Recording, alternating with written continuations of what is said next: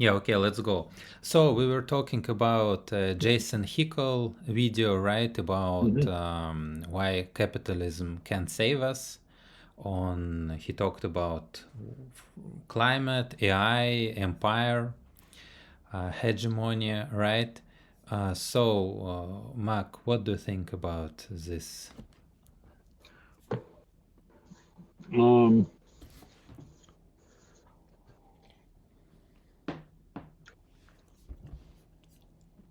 for me, the listening to Jason and the interviewer, I understand that there are forces within economic or military, government hierarchies and economies that are very concerned with their own well-being and less concerned about the average person. And I remember, and I'll have this, I'll make these observations to people quite often, and they look at me like they don't understand what I'm saying. That I'll go back to like 1990 when the Soviet Union collapsed and um, the Warsaw Pact nations were no longer in the Warsaw Pact. That disintegrated, and in the wake of the United States, the general population, a lot of people in the United States had this feeling, oh, we don't have this enemy anymore, and we had this big defense budget, and now there was all this talk about what was called the peace dividend. So suddenly the expectation was we don't need to spend all this money. We won the Cold War. Okay. This is an American perspective at that time. Um, and now we don't have the need for this big defense budget anymore because we don't have this, this huge rivalry across the globe. Because there were proxy wars in Africa and various places that had been, going on for a long time. But the difficulty was, people were thinking, oh, we can put this money into libraries and parks and all these Yeah. civil upgrades, public transportation. There was this big pot of money that was now available uh, for civic betterment, and oddly enough, that never happened. Um, there were other ways found to need to. So the United States continued to be concerned about the several million people that worked in what was called the defense industry in the web in building, you know, building the machines and the instruments of war. There were lots of people employed in that field, and they made a lot of money. They were well compensated, and of course, the corporations that did it, were making a lot of money, and the people that ran them were making a lot of money, and there was this whole circular flow based on having, a significant military opponent in the world. And one of the obstacles was not only the political influence, but the influence of the congressmen and senators that money gave, and the fact that it was a jobs program. The military-industrial, and my brother says congressional complex, was largely a public works program of pumping money into the economy by making things that had no long-term value. That you make something and its purpose is to blow up. Its purpose is to be destroyed. Um, so it has, and then it just sits around and collects dust if you don't have a war, and that means that people can't fulfill their destiny. that that all these things would actually get used, and they could test them. And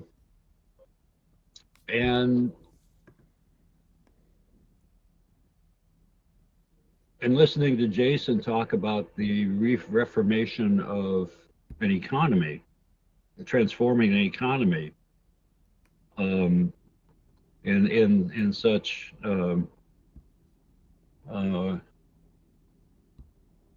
yeah, I go, I've heard this before, and yeah, there's people in charge, and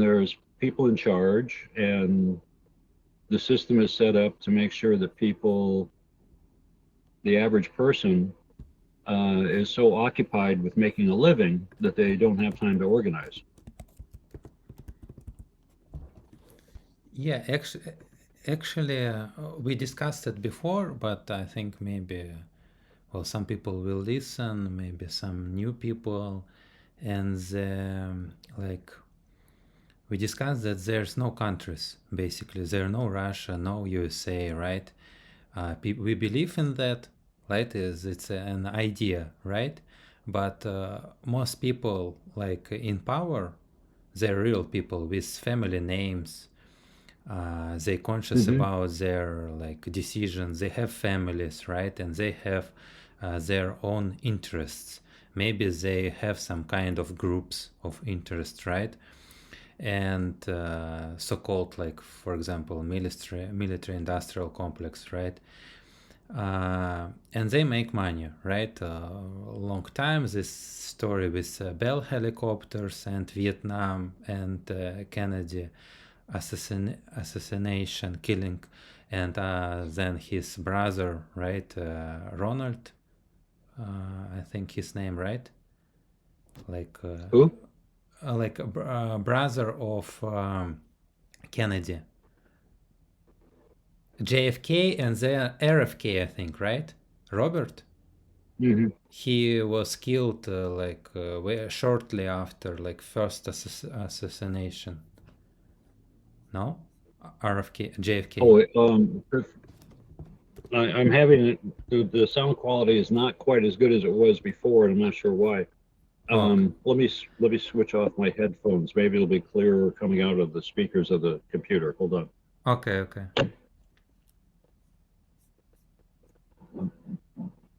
Let's see. Yeah, go ahead and try now. Yeah, about now I think I can hear myself. Okay, now it's fine.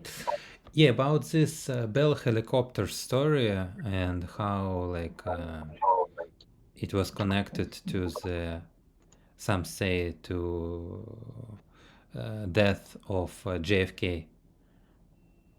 Oh, okay. Yeah, I mean, Yeah, and yeah, there were a lot of there were a lot of people who didn't like. Yeah, JFK had some very upsetting plans. I mean, he was because his family was deeply Irish, and they weren't fans of colonies.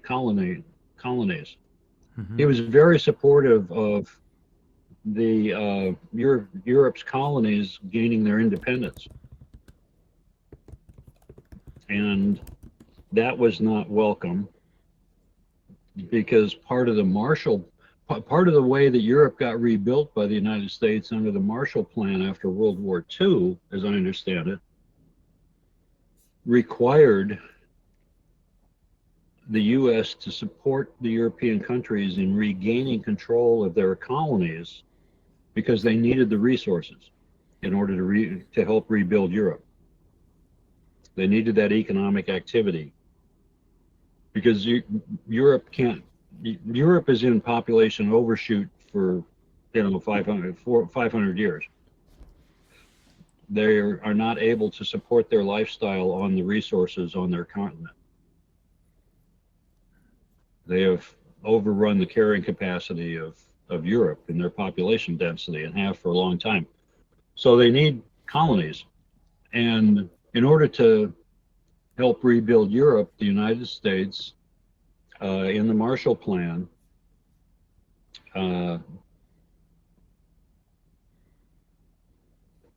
supported the reestablishment of control over the colonial network that France and Britain and the countries still have had before the war. When they were so focused on the war in Europe, they lost control. Mm-hmm. And Kennedy was supportive of independence for the colonies, and that was not welcome in much of the European world and the United States. Also, he was going to dismantle the CIA and the intelligence operation in the U.S. And he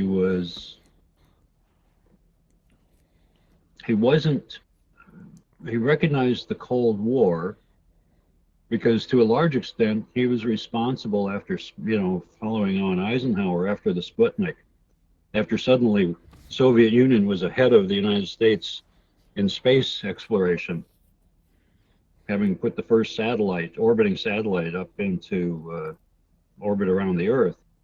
There was this huge response that involved revamping education, making it much more science and much more math and different things, and physical fitness became a big thing in schools. There was suddenly I can't recall what it was called, the president's, because Kennedy was a rather fit person, and even though he had chronic back problems from war injury, so yeah, it was this whole competitive, cultural, economic, competitive with the Soviet Union was activated in the 60s, and he was a big driver of that. The Presidential Physical Fitness Program, I think it was called, was brought into all kinds of educational stuff. I was in school at that time, so I got to witness all this, and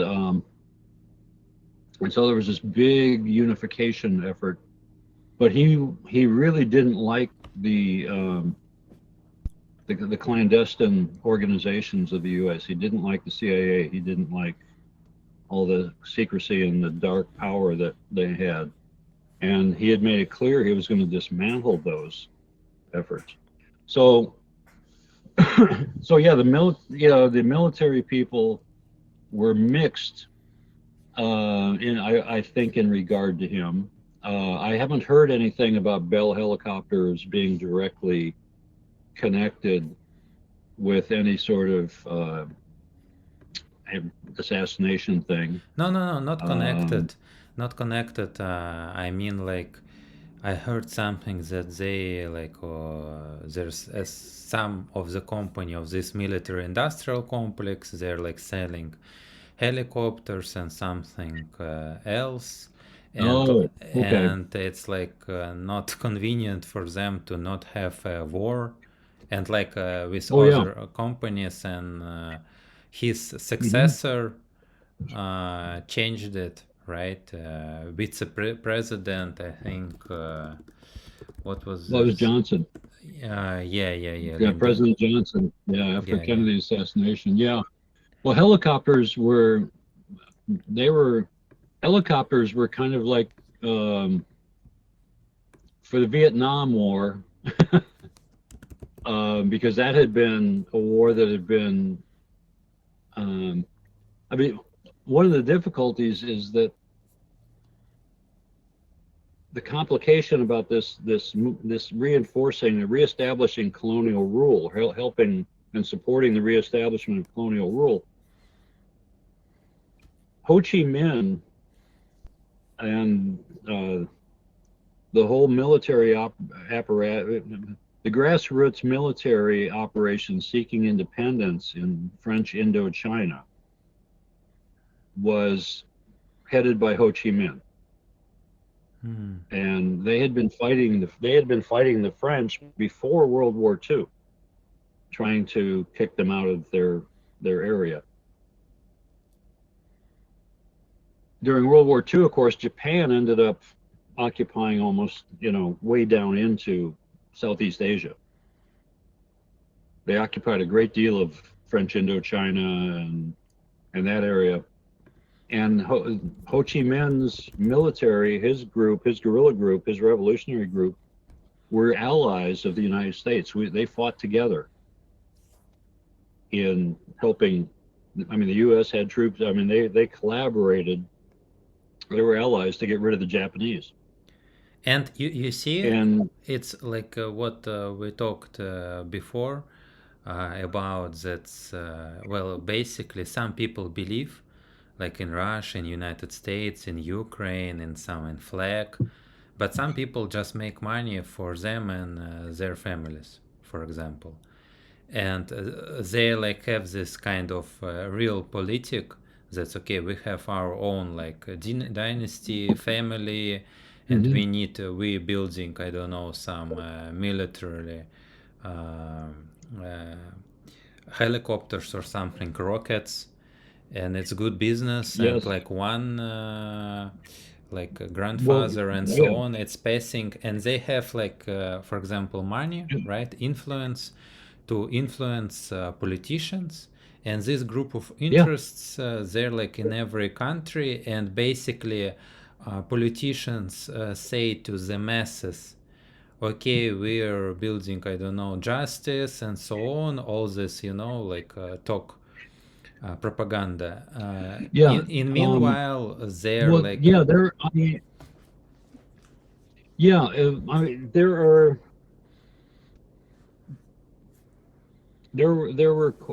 were military, um, and not only military. military, Well, yeah, in healthcare. fact, I mean, Eisenhower warned the United States, Hmm. and in talking about at his last State of the Union address, um, before he, was replaced by Kennedy, he spoke about the dangers of the military-industrial collaboration. Hmm.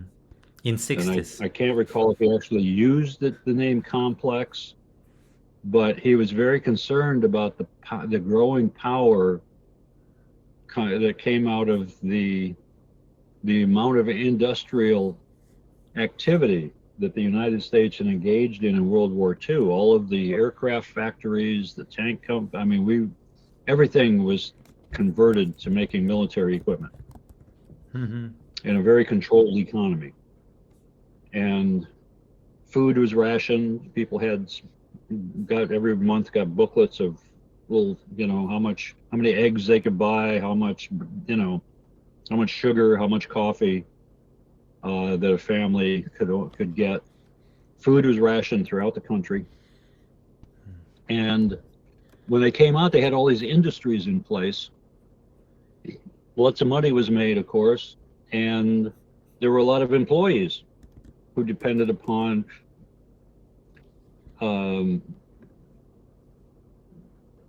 those efforts, and they had acquired a lot of power. The the business and the government had gotten very, very close during the war, and so their interests, and people can say beforehand, um, but those interests became very, very influential, and the amount of money that was spent on those industries were distributed throughout the country. And so legislatures, congressmen and senators from different states knew that there was money flowing into their state through defense industries, through military bases that helped their local economy. I mean, it was how tax money came back to the state. And so it was a very complicated, very self-reinforcing system that just kept acquiring more and more influence and controlled policy. And it's funny you mentioned the Bell helicopter and stuff, and because I was going to say that the helicopter in Vietnam was kind of like the early drones in Ukraine. Hmm.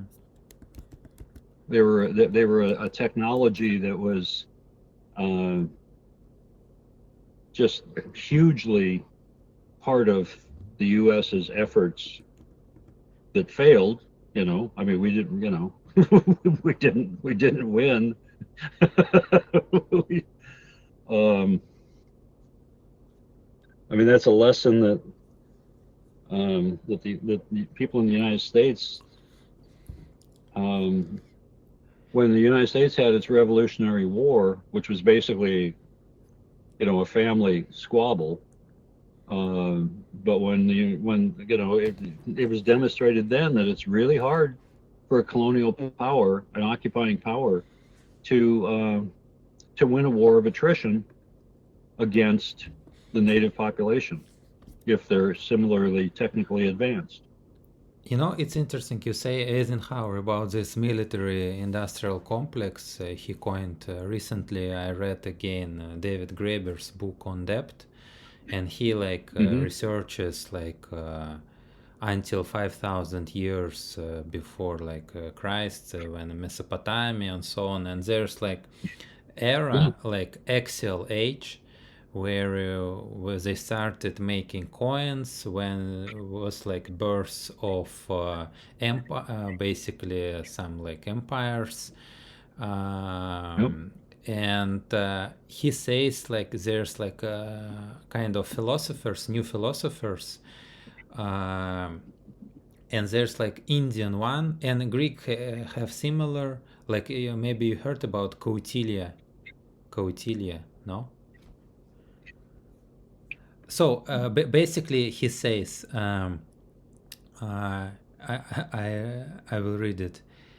You need to create a pretext that governments was a matter of morality and justice, but in addressing the rulers themselves, he insisted that war and peace are considered solely from the point of view of profit, of amassing wealth to create a more effective army, of using the army to Hmm. dominate markets and control resources to amass more wealth, and so on. So in Greek it's similar. So basically it's 1,000 years ago. Basically you need Hmm. more land. On land there are gold mines or silver resources. You melt it to Yep. coins. Soldiers take these coins, like Alexander the Great. He basically Yeah. conquested all this Mesopotamia, right, where they have temples with full of gold. He melted it to coins, right? Yeah. So soldiers have it. Then they have slaves on this lands, right? So the slaves, they basically mine this gold, wood, and so on resources, and it's this Yes. loop, reinforcing positive feedback loop. But Yep. at some time it stops, so it's too and now instead of gold and silver, we have gas, oil, right? Other stuff. Copper, Yeah, yeah, yeah, yeah. So nickel. You know. Yeah. and previously Yeah. again, David Graeber. Yeah. Yeah. Mhm. Okay. Yeah. Yeah. I agree that when a society develops enough food surplus typically with grains, Hmm. and grains become storable, and they provide a sense of longer term security against weather and floods and that kind of thing. That um, then somebody has to figure out how does that how does that surplus. Well, that's the birth of a police force. Somebody has to be in charge of managing that surplus. And when you have surplus food and you're settled, then you start getting division of labor, you start getting job specializing. Hmm. And because not everybody's active trying to hunt and gather or, hunt and garden. You start getting specialization. And when you get enough food, you get more people, you get a little more specialization, and you start getting some hierarchy coming in. Some things get valued more than others in the way of what people are doing for the collective group. And somewhere in around there, you start getting hereditary leadership, hereditary power. Um, and then if somebody is benefiting much more than other people, then you start having to have a class of people that benefit very little, because a certain amount of work has to be done in a culture like that. Agriculture, just the routine grinding work. And that's when slaves become very handy. Migrants. Yeah, Yeah, for it's what mining, we for agriculture, for milits, and in every and complex people, society, whether it's people. Mesopotamia, Egypt, Babylon, they were all Greece. They were always slaves, because for someone to have a larger share of the benefits, that means that there's got to be a significant group that get almost no benefits but do work. Yeah, And yeah, and then and you have and then when you can't support yourself on your own land base, like I was referring to, Europe's been an overshoot for a long time. That's why they sent people to Australia and the United States. They had to get rid of excess population. I mean, that was part of some of the colonial activities. And but when you can't support yourself where you are, when you can't meet your needs, then you have to start taking and reaching out further to get resources to sustain your society. And then you run into conflict with other people, and then you have to have war to take it.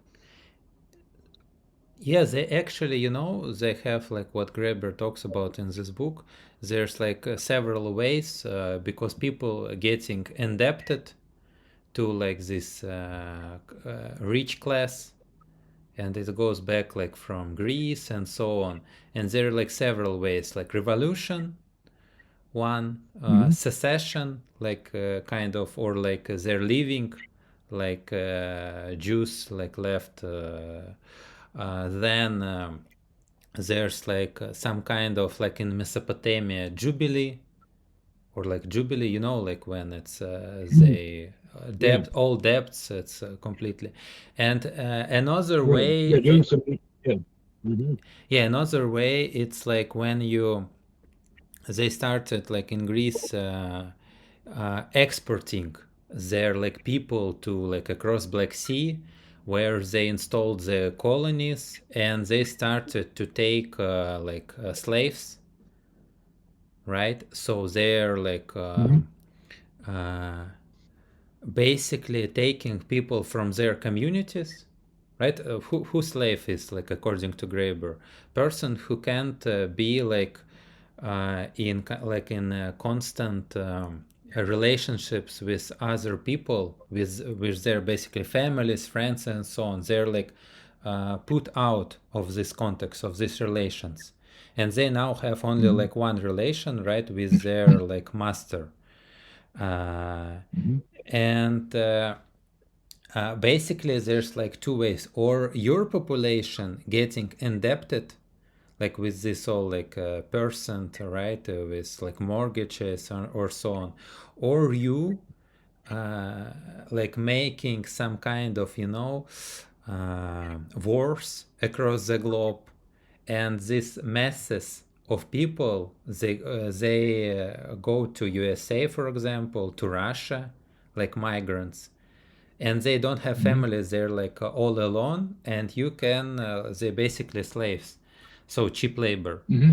uh, Mm-hmm. it's like one of the way to like to not to enslave like your own people, because you want what's happening, because you want, according to Graeber, you want to have like free some free people, because like their children will go to army. So this peasantry, right, they need to be like free, because Mhm. you don't want to give like weapons to enslaved, to indebted people, you know. Yeah, right. So Yeah, yeah. migrants, they're like kind of like one of the way with which it works. And he like Yeah. coined this like complex, like military coinage slavery complex. So you need Okay. military coins, basically, because coins, it's versus credit system. When we don't need, basically, if we are in one village with you, I am making, I don't know, milk, you making boots, we don't need coins. We just, like it's a credit. It just I give you something, and like we can keep it in a head, or just write Hmm. like in a list, basically, that you have like some kind of debt, or I have. So we don't need basically coins. But coins, it's one feature, it's they can be stolen. So Hmm. when there's like more coins, there's like a war era, usually. When it's like now it's cash, Yeah. right? Bitcoin, Ethereum, it's like easily stolen. There's no like track. But when it's like a credit system, for credit system you need trust, right? Basically, villages, they mostly, they don't have like some kind of cash coins. They can, like in a bar, in a pub, like keep it on my tab, right? Because there's like trust. For example, in Ireland, from what I read, Mm-hmm. it was. And in Russian villages, usually it's like all based on trust. You don't need like this, short transactions. So according Yeah. to him, it's like very, this war and like coins economy, it's like tightly, and slaves tightly connected. And he goes Yeah. even further, that's with like birth of new philosophies. So it's kind of interesting. What we are seeing now, it's same. You need more mines, right? But now mines, not gold mines, but yes, you said copper, like rare minerals, Greenland, Venezuela, Iran, Hmm. like in some like Russia and Ukraine, Donbass region, a lot of mines too. And it's like, all this protects all this like rules based international order, all this, fugazi. It like went Yeah. away. Yeah. Well, they seem to make the rules up as they go here in the West. Maybe because of internet now people see what's really happening, Yeah. Yeah. because before you Yeah. can like. Y- there. Um. Yeah. There are there are these repeating patterns. Um. And Because people are the same, like basic what Dawkins, Richard Dawkins, talking about, right? Like this selfish gene, Mhm. like only on a cultural level we are changing, but then like next generation, they need to build it from scratch.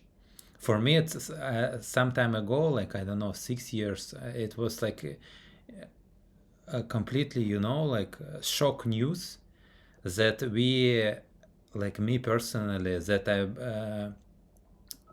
I living in 21st century, so I should be like by default have all this, kind of mental models, what like Kant, Immanuel Kant, all these guys, Platon, all what they like discovered, like I should like, how built in me by default, Mhm. and that we have like Italians, like, or Americans, it's the same Americans that fought civil war, who like wrote all these books on like on the independence and so on, but it's different people. For me it was a shock.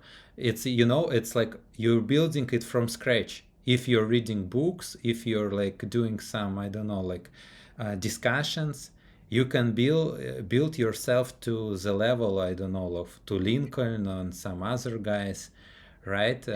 We are not saving it. It's all like going away. And basically they say like, okay, we are like Europeans, we have all this architecture and so on, but if we like you know, don't do proper, how to say, like exercises, right? Thinking and Hmm. so on, like some kind of effort. They're nothing. They're just like, you know, this animal biological platform which wants just like, you know, like sex, fear something, and all this drives. Uh, so it's kind of. Mm,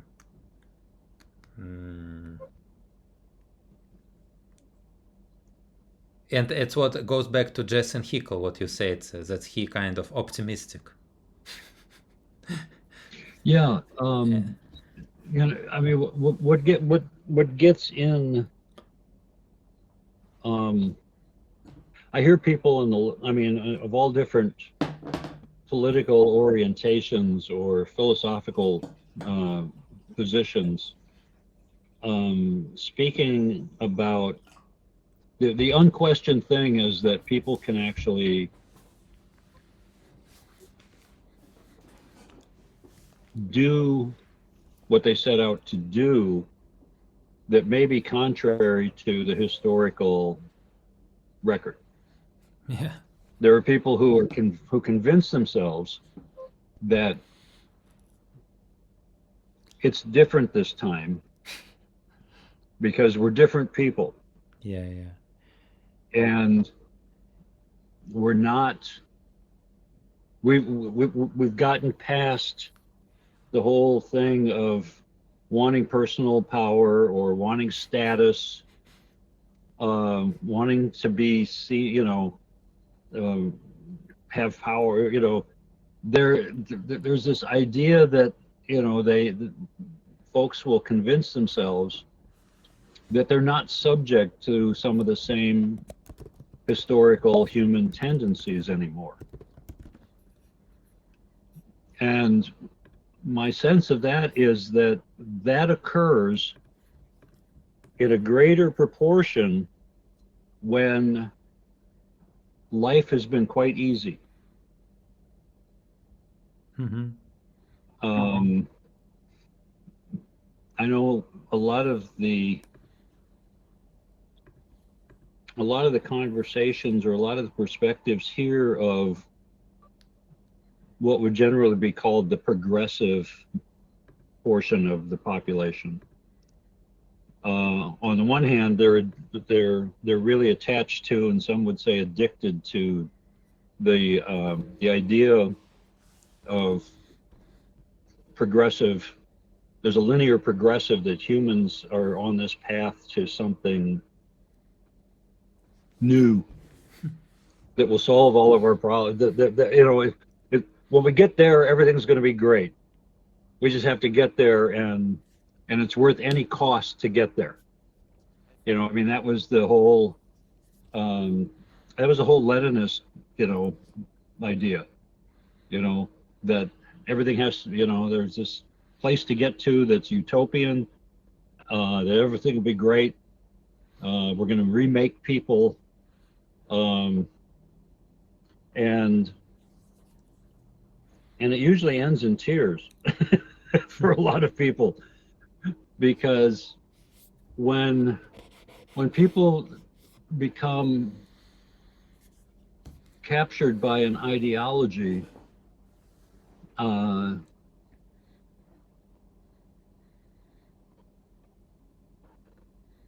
you're familiar with this idea of Moloch, right? Mm-hmm.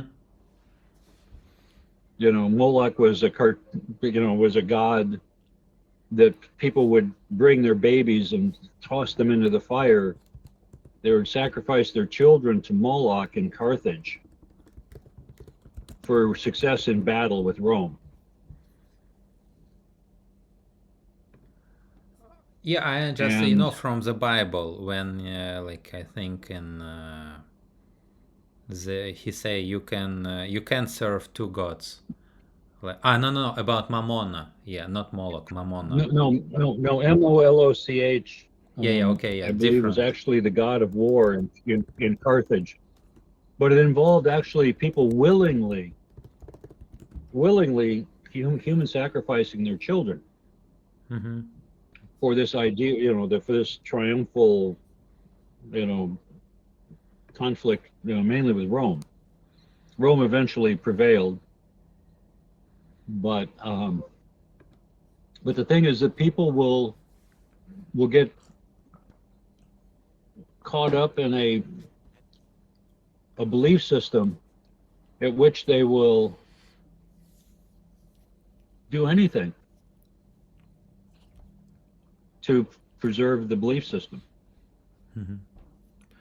It's because it's abstract. Most people they're thinking like abstract, not concrete, not like corresponding themselves with some kind of teaching. Okay, we are like Christians, we are like I don't know against migrants, we are against like and so on, and yeah, wars it's okay. But basically, I don't know like how people read like Bible, where it's like I don't know clearly black on white states like turn other cheek and so on, like love like your enemy and so on, and it's getting twisted right according to some interests of who have power right now, uh, and people don't go to this Well, like wealth of knowledge like the uh, goes to some like I don't know TikTok but not reading original yeah, book, like when some like influencer, okay, I will teach you like the world of God and so on. uh, so it goes through like it's like how to say like it's telephone uh, let me it's like um, telephone game, or Chinese whispers. oh yeah, During transmissions a lot of like mutations happens to this what you're trying hmm to. So basically it's like one meme, right, mimetic complex, and during like a hmm lot of transmissions like Dawkins says maybe it's not like really conscious changing, but sometimes people like in power consciously changing it, like it can be both ways. yeah, both ways. Sometimes people will change the meaning in some way because it conforms to their uh, it, it it suits them better, or but other oftentimes it's people are um, unconsciously changing it based on their biases or their filters. Yeah, yeah, yeah. I mean, it's fascinating because there's actually been a fair amount of research done in this country because of our, because of our court system, our trial system, the evidentiary practices we have. There was a lot of research done demonstrating that the eyewitness to a crime um, was very often very wrong for that reason. Mm-hmm. Under stress, they would they would perceive something, but under the stress of the moment, or their biases actually They saw things that weren't there, Yeah, that didn't happen that way. map is not the territory, right? The map is not the territory, right? Yeah. And but for a long time, the eyewitness was considered the gold standard of evidence in our court system. Before Korzybski. Before Kravitsky. Yeah, yeah. So, So yeah, back to Jason Hickel and so on, like empire, yeah, climate, AI, like what do you think happened? Because like I lay out what I think, and we can like compare it we're maybe. gonna have to we're Okay. gonna have to pause for a minute. So Okay. it's morning over here, Okay. and I have to take care of some some business. Okay. Okay. Yeah, let's pause. So yeah, pause the recording, and I'll be back in a couple minutes. Yeah, okay. 1 second. Yeah, yeah, and like this question about military-coinage-slavery complex, right? I think Yeah. maybe you know like Jeffrey Ingham, like he's kind of like socialist. Graeber, like he refers to him. Yeah, I wanted. So he says. When Alexander the Great set out to conquer the Persian Empire, he borrowed much of the money with which to pay and provision his troops, and he minted his first coins used to pay his creditors, and continued to support the money by melting down gold and silver plundered after his initial victories. So you see, and like I want to forecast what will happen in future, because okay, empire need like military coins in order to pay right slaves, Hmm. basically like or enslaved, indebted your own population or like migrants.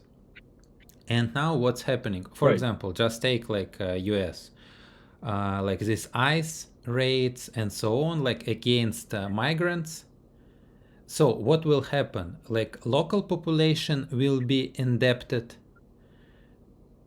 or there's like some new way what they're talking about, like robots, AI. They're building like all this infrastructure for AI, like data centers, and all this Elon Musk saying about Tesla bots. What and like basically some kind of group of interests who like maybe tightly connected to Trump, right? Like his vice president, Peter Thiel, like some Elon Musk, some other guys, right? And they're like all these tech guys, right? Big tech. So, Yeah. what if now they don't need migrants and everything will be done by robots?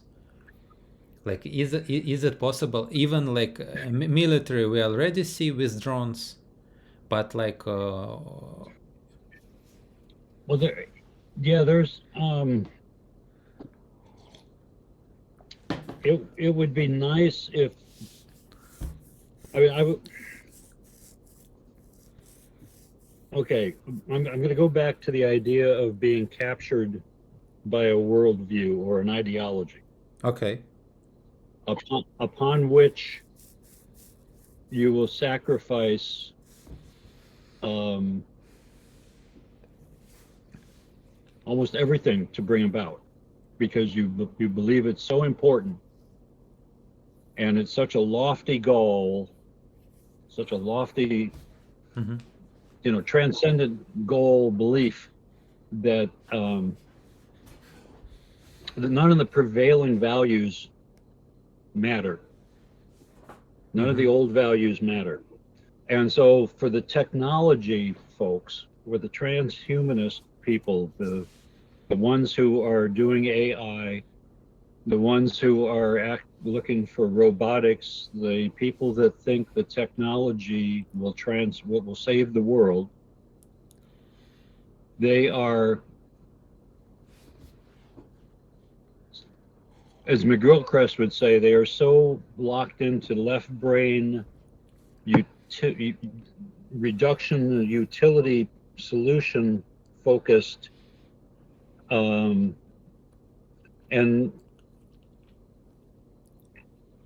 they're so the left brain becomes so convinced of its own beliefs that cognitive dissonance just makes it root deeper into their belief.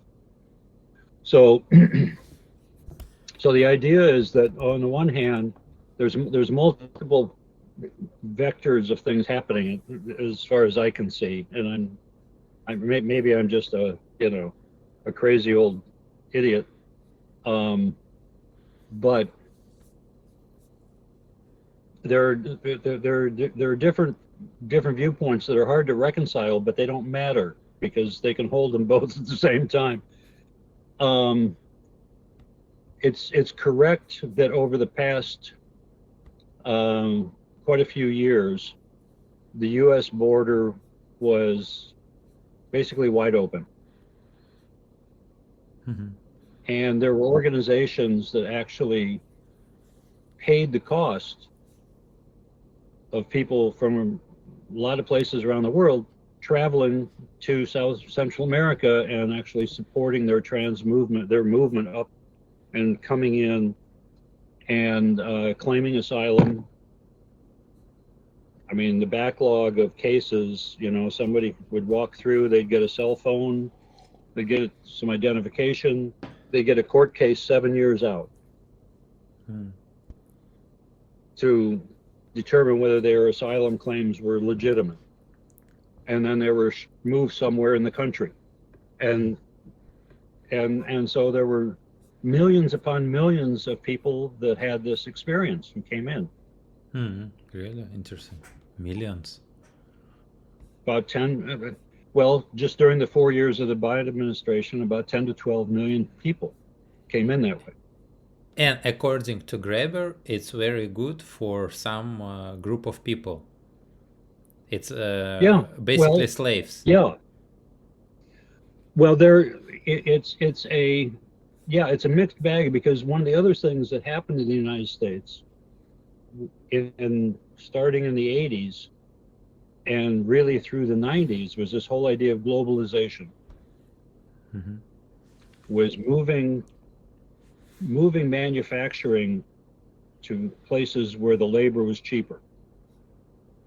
So the United States that had been a large manufacturing place, and we can talk about the value of manufacturing, because the extraction economy, mining stuff, converting it into stuff, throwing it away, or having it at waste, is very damaging to the planet. But who cares about But that was well, that's exactly, yeah, right. You care about your ROI, about your investors, about your profit, about your business. Right. And it's all short term, what's good for me next week or next quarter. But what happens is, so that's an underlying system that has developed over a couple of centuries of this manufacturing model.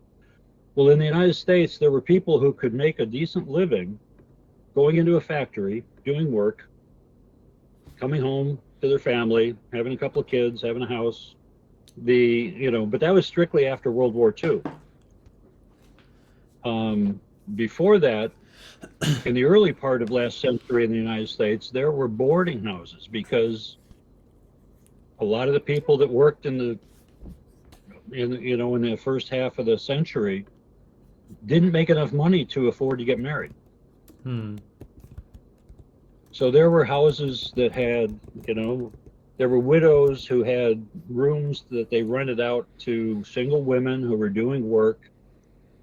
And then there were houses for, places for men to live, rent a room, go to work, but nobody was making enough money to actually support children and to have a place to live. And that was a fair amount of the population. So you consider that to be sort of a really low working class kind of servant level, not technically slaves, but having a very modest life. Well, And after they, World War II, suddenly Mhm. in the 60s and 70s, suddenly everybody had to go to college. The corporations latched on to the colleges and the universities and turned them into businesses. And they transferred.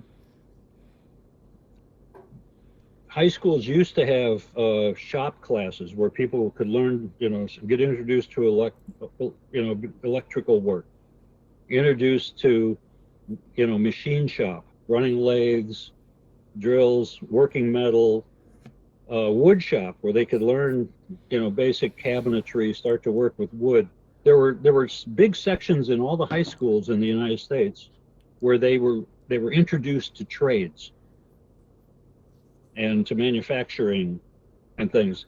In the 70s and 80s, suddenly, because universities were being corporatized as a way to earn money, the high schools, everybody had to go to college.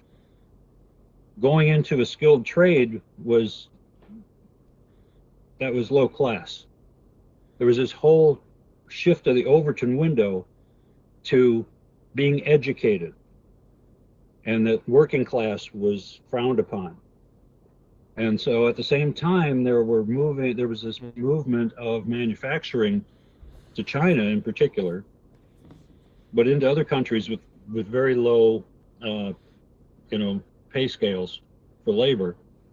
And the United States got this idea that we could become a service industry, and we didn't have to make anything.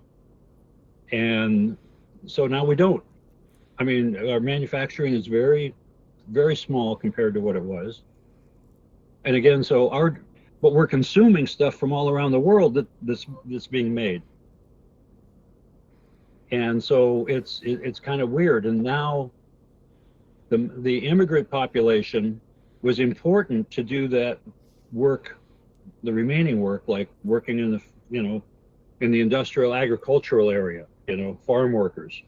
And there used to be formal agreements, and there were people who would come to the United States for the spring and the fall and the summer from Mexico mainly, Mhm. and their families would come up, and it was official, it was documented, and they would go to different places, and they would do farm work, and then go back to Mexico, and their money would go back, and it was supporting more family in Mexico. But that was too organized. So what we've done is we've created a generation or two of people who, again, this goes to Tainter's or to Turchin's idea of the overproduction of elites. We have too many people who are educated and they think they're prepared for jobs that society doesn't have enough of. There's too many people chasing those positions. And so we end up with this huge management and bureaucratic burden on society. And so immigrants are required to fill the gaps to do the work, going back to like a slave kind of base. We've created this top heavy, supposedly educated, Mhm. but actually they're not that educated compared to 40 years ago, 50 years ago. A lot of people say that a college degree in the United States is only slightly better than a high school degree education was in the 1950s It bullshit because jobs. school was more Uh, rigorous. What's that? Bullshit jobs. Yeah. Well, Like yeah, right. Graeber's Yeah, book, it's Bullshit Jobs. and People just, and a bureaucratic class has taken over. A managerial class has taken over the universities. Now most universities have have as many administrators and some more than they have for teachers. and they teach nothing, There's no, basically. and so they're parasitic on the system, if you will. But These bullshit jobs have been created. Yeah. people getting to like order their time, and it's like most important drive, right? We are like social creatures. But first, we like according to Eric Berne, we need some kind of strokes, right? And then to Hmm. structuralize, to order our time, to be busy with something. This, like, chaos, it's not good for us. And they, because some thoughts coming to your brain, and you start to question what kind of system, what I'm doing here. Better to have some bullshit jobs, to put one paper to another, to manage something. So I think it's perfect for like local population, like on low level service and factory farming jobs. It's like migrant slaves. And so what's happened like next, if they're like have eyes and now like robots, like why they need people, like people who, if everything will be produced by like these perfect slaves by AI. Yeah. Well, it seems to be. It Why seems they to need be to, yeah. it seems to be a manifestation of the worldview that we can go back to the way things were in the 1950s. So, a large enough portion of the U.S. population think that we can recreate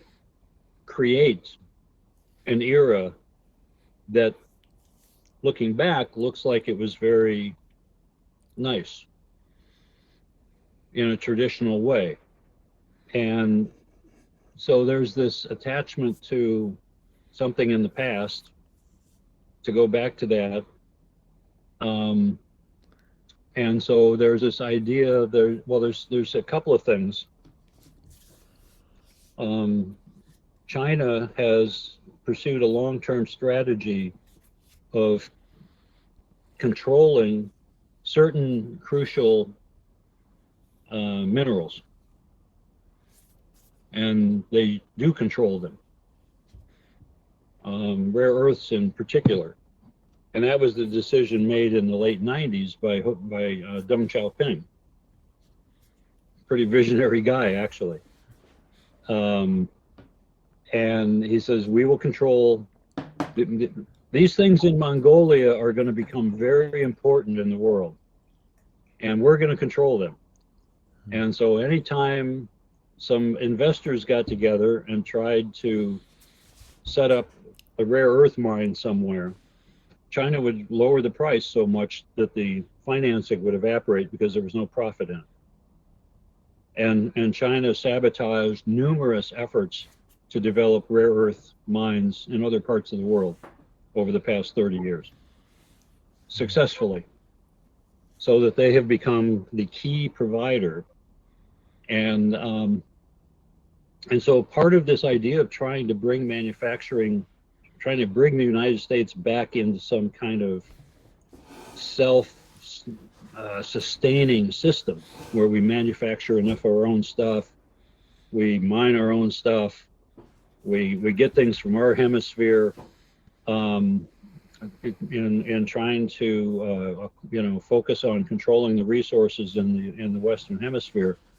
It's another part of a deep attachment to what I think is a flawed belief system, because I'm fine with Henkel's idea of degrowth and simplification. Mm-hmm. I don't see, I don't think the high tech, I don't think nuclear power. My sense is that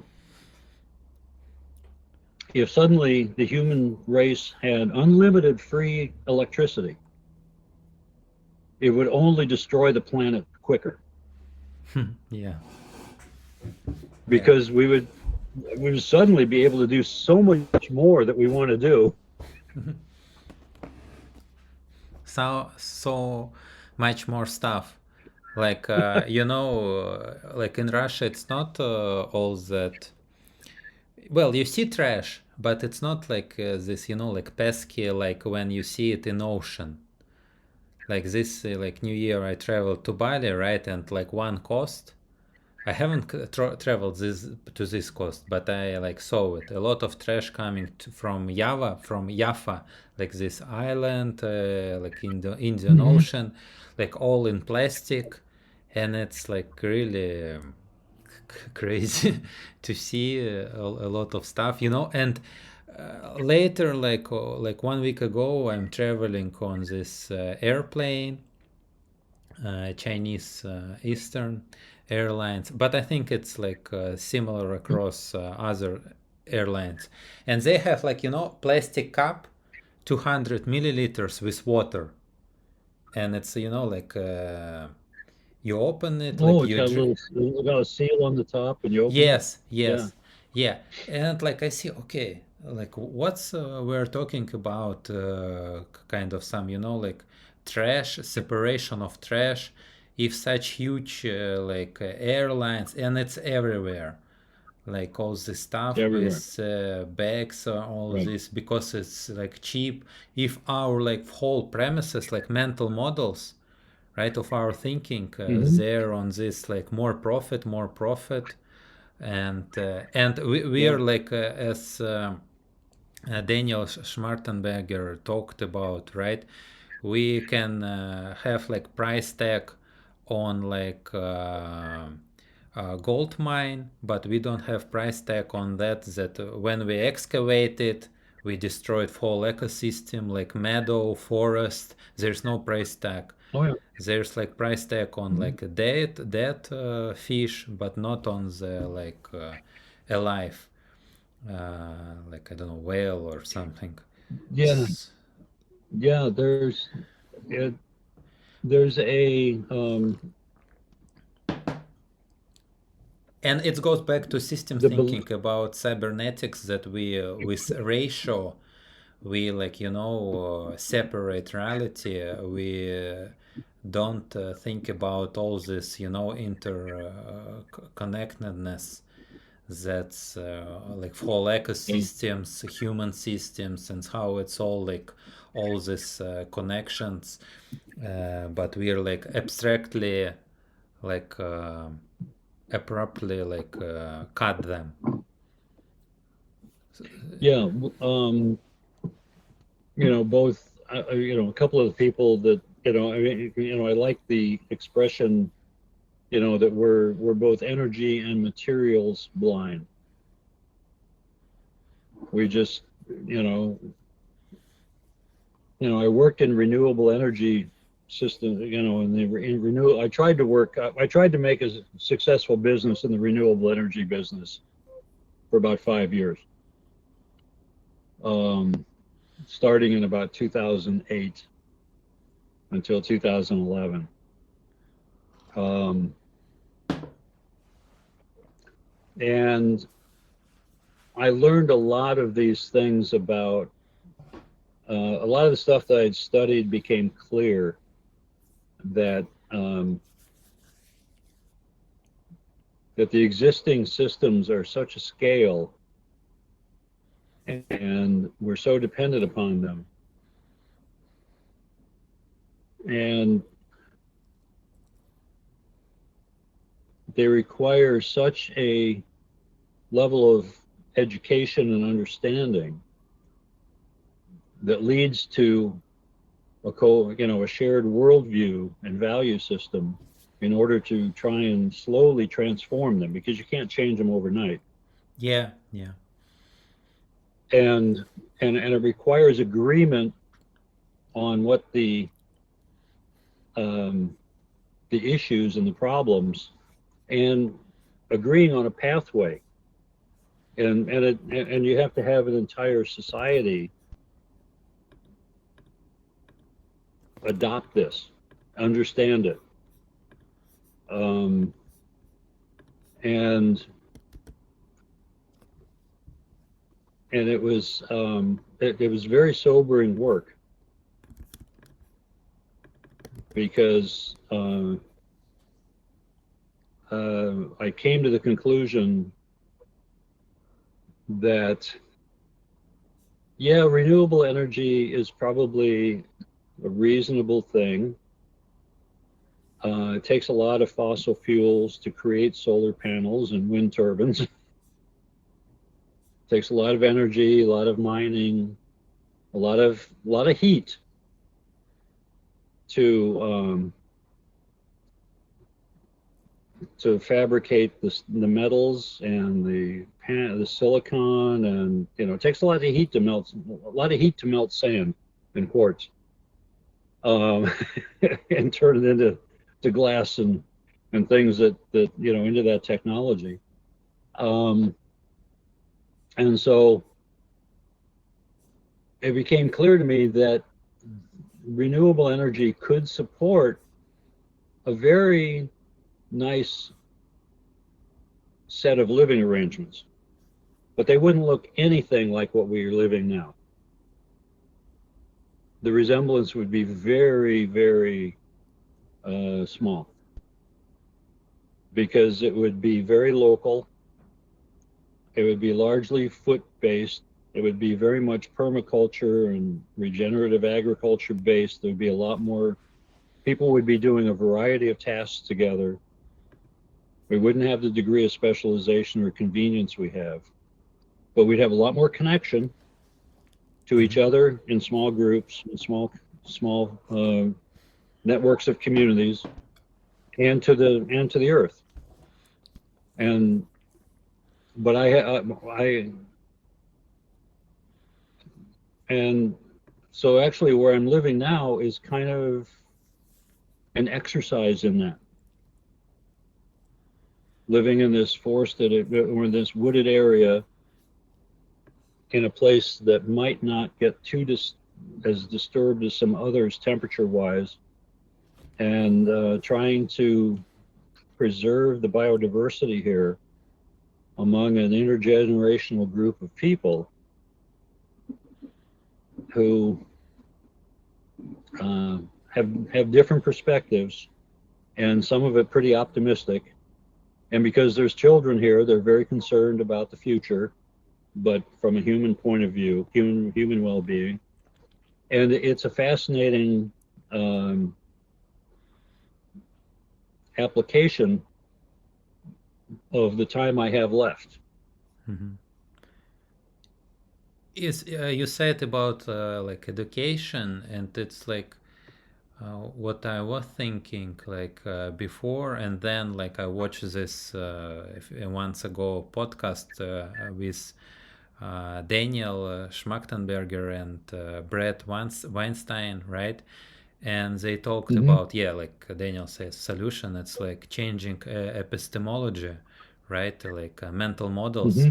and it's not happening right now, not in like 20 years. It's maybe like a few generation ahead, and there will be kind of completely different people if this happens. And they talked, if you remember, about Washington worlds, George Washington, about that you need like for democracy educated people, right? For democracy, so you need to study like social philosophy, like some kind of humanities, all these sciences, in order to participate in the social fabric. Then Yeah. there will be symmetry, but people in power, they want asymmetry, right? Asymmetric like warfare. So like Mm-hmm. they know more and they keep masses dumb. Then it's like you have like asymmetric returns for you, Yes. return of investment, right? So Right. you can't like without some kind of mass education change anything, because because people we are like dumb really, because people want like a second car, and they don't want to watch TikTok instead of reading book, right? It's like Mm-hmm. it's not some kind of like evil, some dirty people. It's basically in the hands of each individual, right? There's like books they can read, but and I understand there's like this context systems they build that way that they're like their feature, right? Not bug, but feature is like basically dump people. AI, right? Marshall McLuhan would say that you're like amputating your basically Hmm. thinking, like we discussed GPS, right? Amputating your like orientation in the space, Yeah. using car, amputating your legs, right? You don't walk now, and now it's like Hmm. for last frontier. You're thinking Yeah. amputated, and now it's like game over. It is. Look, yeah, it's the playing field looks pretty uneven. Yeah, Um, and you know, it's yeah, it's very challenging, but also a fascinating time to be alive yeah. because things are so bizarre. Um, and I'm, you know,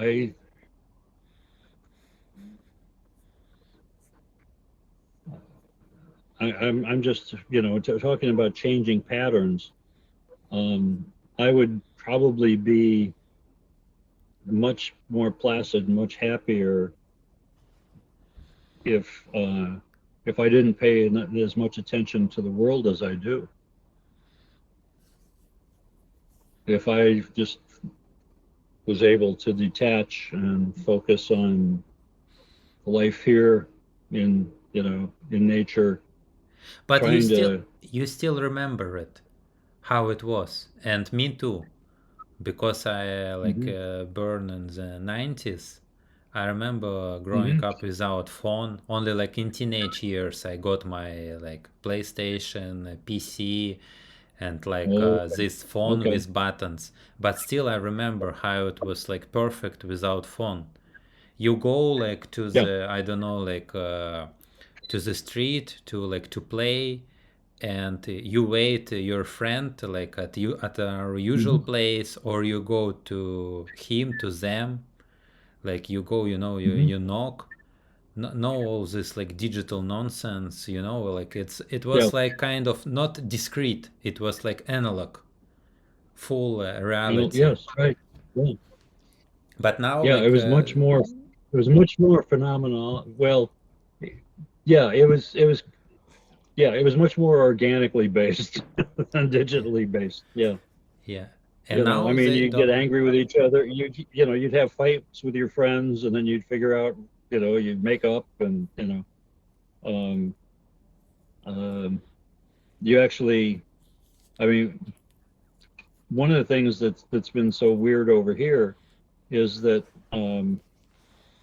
there was there was a movement that the idea of winning and losing was unequal and had to be abolished. Hmm. And so in the theory of like self-esteem and uh, avoiding negative feelings and maybe tinged by a little bit of the idea of the infinite game. You know, it's better to play the game than to try and win or lose. But at the same time, no one raised in that in that system learned how to deal with big disappointment. Mm-hmm. And the idea of that people deserve to never be severely disappointed or to encounter loss and process loss.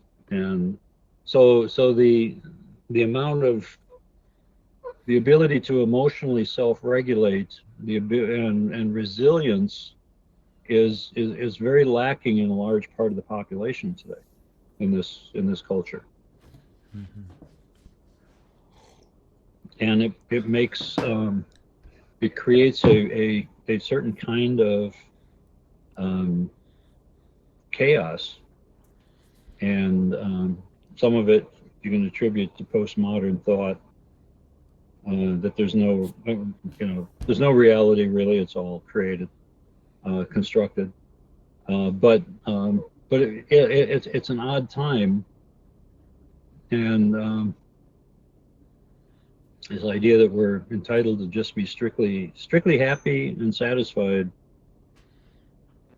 is kind of ludicrous to my mind. But it's very, it's quite prevalent in some ways in this culture here in the United States in particular. Yeah, it's just one school of thought.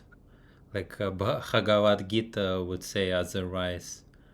Like you're doing something like without, you know, don't focusing on fruits of your labor.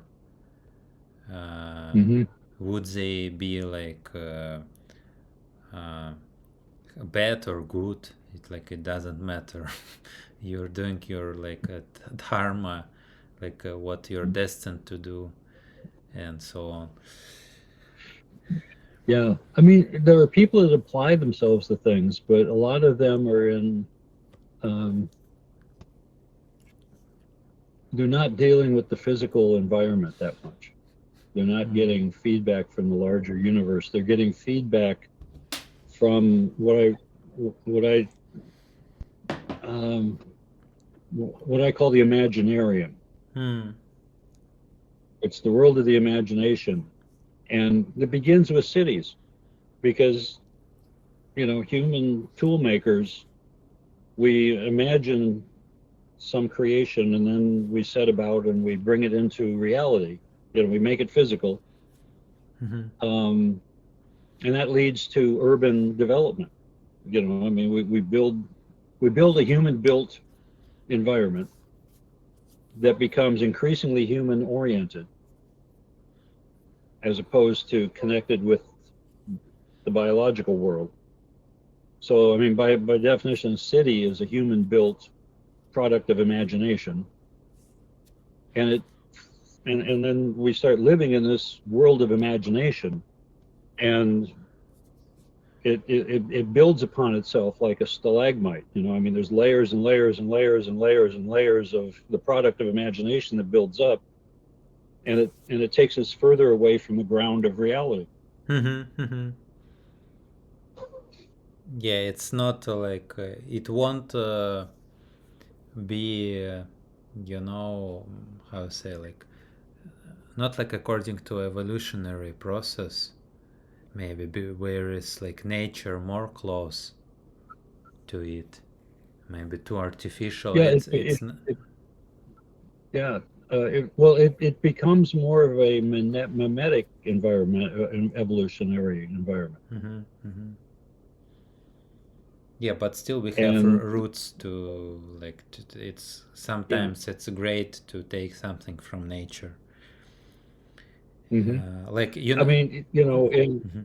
yeah, we fall down and we skin our knee on concrete rather than on dirt. Yeah. Yeah. And and the thing that we tripped over in the Imaginarium is human built. The thing that we trip over and get dirt on, scrape our knee in the dirt, or on a stick, is not built by us, that we tripped over. Mm-hmm. And so it's a different kind of feedback system. Mm-hmm. Yeah, there's things because recently again I read this thing about Jubilee or like Jubilee, how pronounce it? This Hmm. Yeah, special Jubilee. Yeah, yeah, yeah, like Jubilee. Yeah. event to okay, no debt, everybody go to their families, these indebted Hmm. citizens, and basically they take it from nature. And New Year, like this Jubilee, was like during spring, when they're like Hmm. restoration, right? Like Yeah. something from Okay. new Yeah. beginnings. Uh, Hmm. it's symbolic. It's like, like taking from nature. And Yeah. there is like less Yeah. pressure Yeah. in society. Right. Uh, Right. It was still linked to the organic cycles. yeah, and now we don't have it, right? You can't well, there's like individual bankruptcy, but no on student debt, right, in US, and I think other debts. How it is right now? Could you go like bankrupt or no? Oh yeah. Yeah. There is a process to get an individual reset, but the result of that is that you're very financially limited for quite a while. There's a big penalty Hmm. on filing bankruptcy. I mean, nobody will give you credit. I mean, it stays on your in your credit record for 10 years, Hmm. and puts a big black mark on you. And so you can get a reset or a degree of reset. There's a couple of different kinds of bankruptcy depending upon your situation. Um, but in this country, if you have debt, if you took on student debt, if you became an indentured servant because of your education, which a great many people are, Mm-hmm. that is bankruptcy will not make that go away. The only thing that makes your student debt go away is death. When you die, your family doesn't have to pay it. Oh, thank God. So, yeah, yeah, yeah. I mean, Because but the before only way, they will the come to your like to your family. It was like a fight, oh this fight over this bankruptcy law across the globe, right, in countries, because before there were no such law.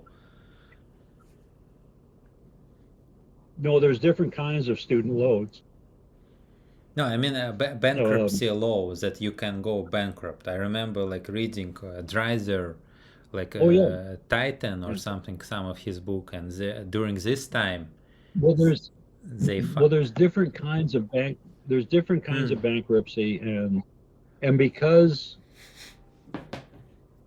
because a corporation is considered a person, hmm, then um, if I if I was the if I had a what's called if I had incorporated in some way, set up a corporation for my business or for um, for my business activities, then I'm separate from that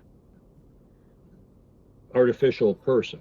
hmm, hmm, And so I can file bankruptcy for my business, but it doesn't affect my personal financial situation. hmm, And and there are different reasons. Bankruptcy is often a strategy in business hmm, for a couple of reasons, or for many reasons. And so, um, yeah, I mean, people who are involved in a lot of different businesses may find themselves having some of those business activities filed for bankruptcy, but it has very little impact on their own personal wealth. hmm. Interesting. Yeah, I need to check it. Yeah, I think we have like different, obviously, like in Russia and in Yeah. US laws. Okay, Mark, maybe till next time. Yeah. Yeah, Yeah. This is good. Yeah. We've wandered yeah, around quite a bit today. yeah.